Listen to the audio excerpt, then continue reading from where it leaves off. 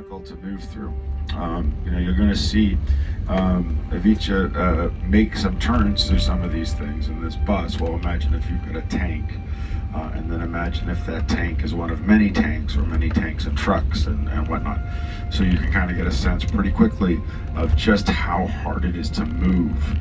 And there are certain places that you can go in Normandy. If you look at the buildings at about chest height, you're going to see a big divot in the wall, and that's about the height of a Sherman track, right? And some of these vehicles like basically squeezing through these towns.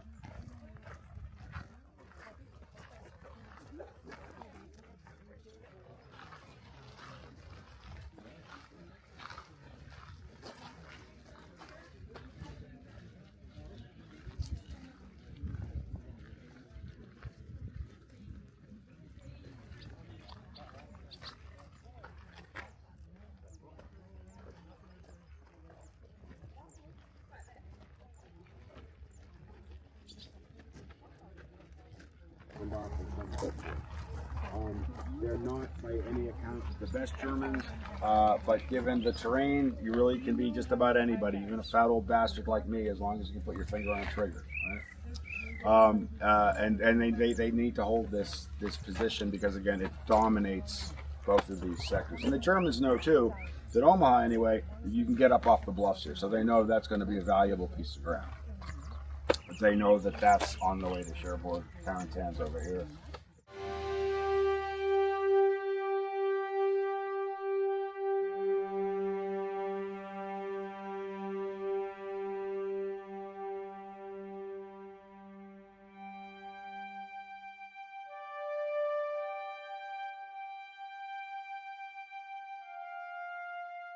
Aim for Point per se, down here, not Point du Hoc.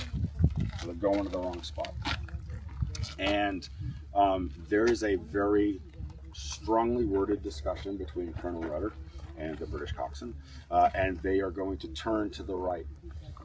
Now, that's going to mean, one, that the Rangers are going to be hitting 45 minutes late, so the invasion started and the Germans know we're coming.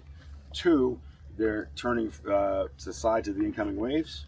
So the waves are coming in, and he loses two of his craft, the ones carrying most of his comms and most of his supplies. And then the ones that do make it, the ropes for the grapnels get wet, so they're heavier, and it's starting to fall. Because of the timing delay, he's not going to hit both sides of the point. He's going to hit just this side of the point.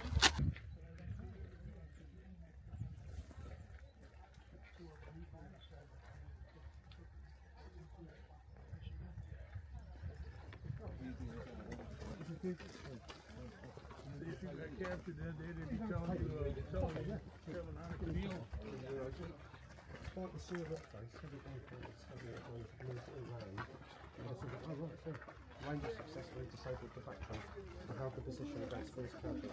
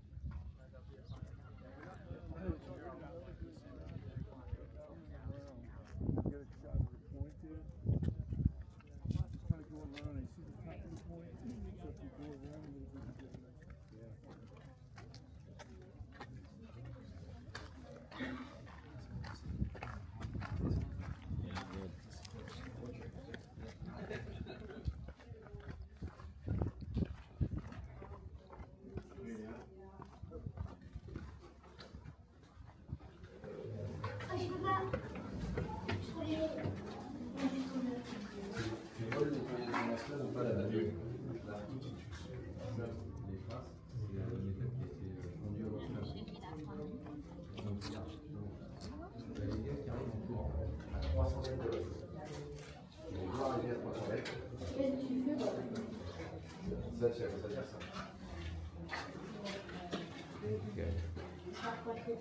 ça sert à quoi?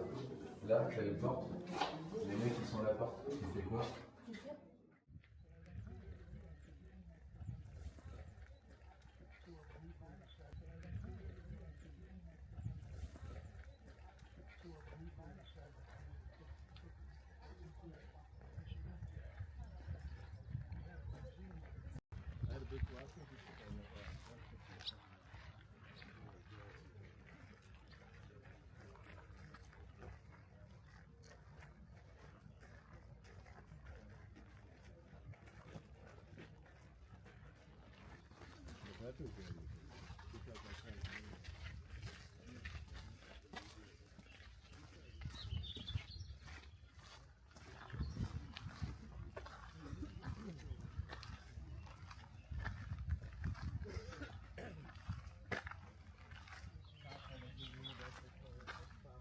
Specific area is selected because this bluff runs all the way down to the British sector is because you have a number of exits that can be used, but that's the Vierville draw. That's the most important one. That's where the 29th is coming in. Once they finally make it up that draw later on in the afternoon, then they are pivoting to the right and they're fighting in this direction because they have to get to rudder at Point du Hoc. The other thing to notice as we're going down the draw, you look both sides, you'll start to see some firing slits in German positions because the resistance nests go up the draw, because again, this is very important. Then when we get off the bus, in the parking area there, you're going to see a memorial to the 29th Division. That is about where there was basically a seawall or a concrete wall put there to block, right here now on the right. That's where there was a concrete wall across the draw that the engineers had to come and knock out.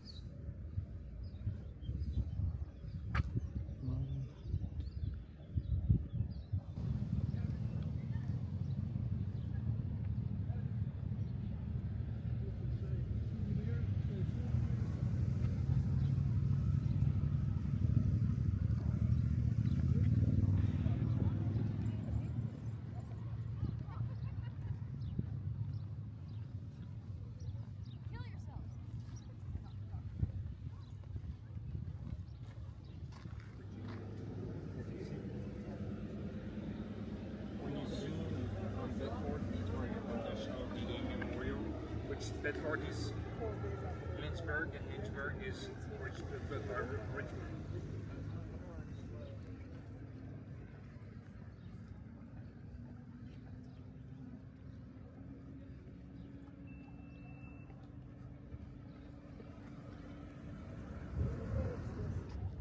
To kind of start from the beginning, we are here. I said that there are 3 towns essentially. Right, so Vierville, Saint Laurent, Toccoa. Each of these numbers is a German resistance nest. We talked a little bit about those at Utah Beach yesterday. The whole length of the beach, 6 miles, and as you can see it, sort of seeing some flags down there in the distance.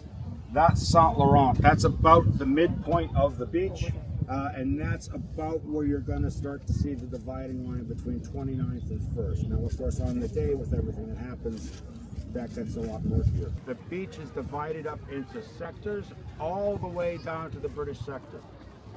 All right.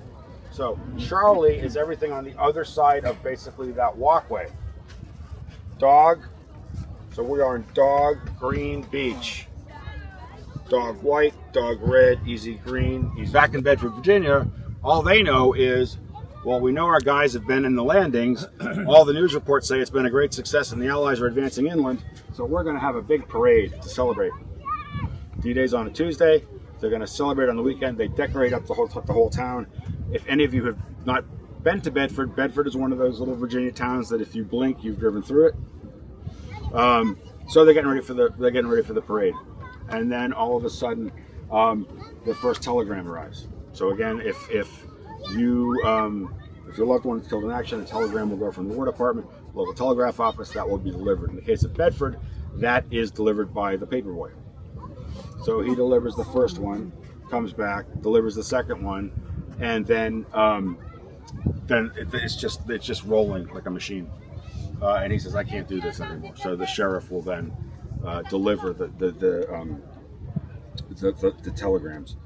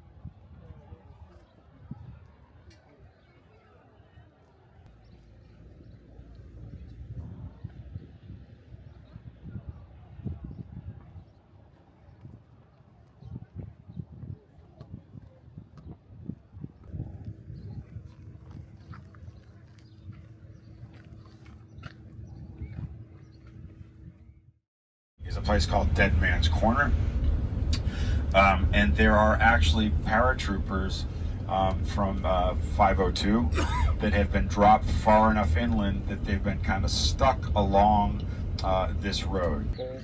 And the thing you can see here, though, is again, it's not just one company, right? It's a whole division worth of troops launching this assault, because you cannot begin to advance inland. You cannot really do much about Cherbourg until you've linked everything up. This is the last sort of obstruction and all that. So the hope had been, the plan had been, again, for this attack to go in at night.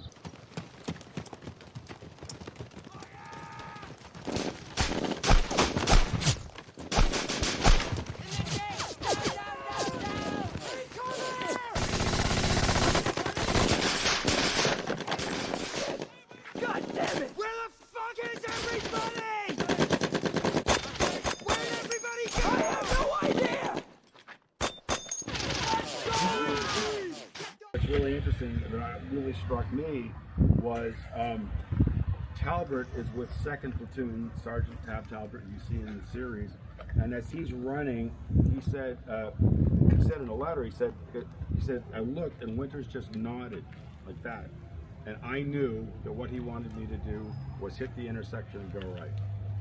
Now, how he can, but there's already enough trust.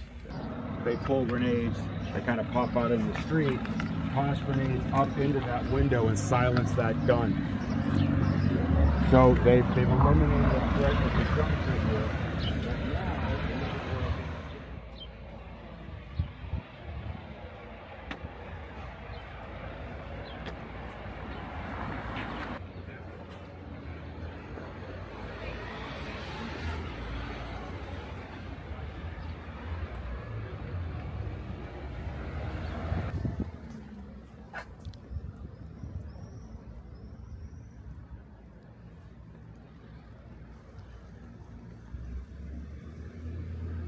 on the opposite side of the tracks, so just over there, that's where the aid station was, where Winters and Blythe were.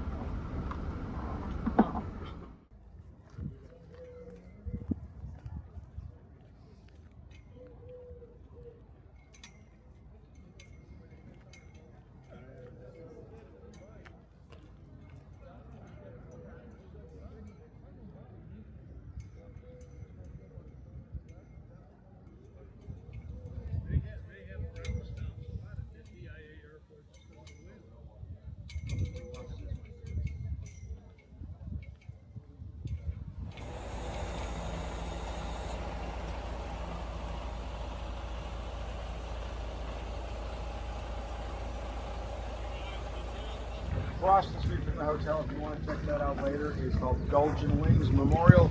That marks the location of temporary airfield B2, which was used by RCAF, and 609 Squadron, Belgian Air Force.